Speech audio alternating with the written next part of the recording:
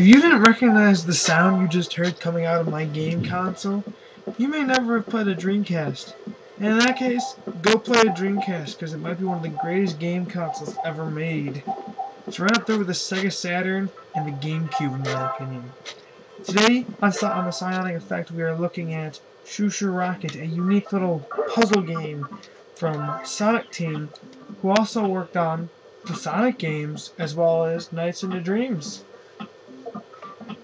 Basically, the whole point of this game is to place tiles to keep the shoo-shoos, or these little mice-looking things, away from these big cat things, or you're sending them through mazes, or you're having them get away from black holes of sorts. And basically, it's a unique adventure that you can only find on the Dreamcast, or on the Game Boy Advance. But come on, who played Shoo Shoo Rocket on the Game Boy Advance? As you can see here, the game starts off pretty easy. You know, simple, place one tile here, one tile there.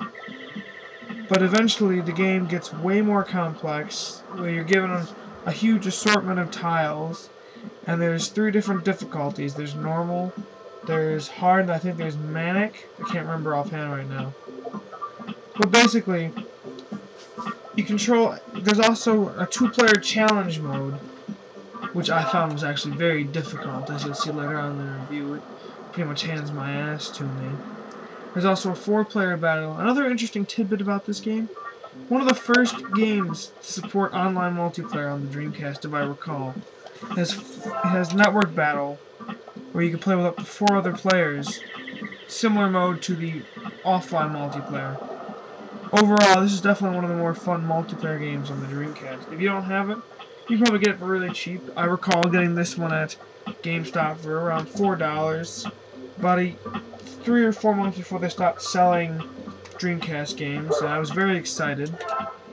And it's definitely a lot of fun. It's very unique. You probably won't find anything like it on any other modern consoles these days. Unless, of course, you're playing some sort of Xbox Live or indie arcade game. But this is just a truly unique experience that, if you have a Dreamcast, you owe it to yourself to buy this game. I mean, come on. The back of the case says Cats and Mouse, Chaos in Space. And you know, if it's in space, it's gotta be good. Because, come on, medieval games don't have puzzles like this.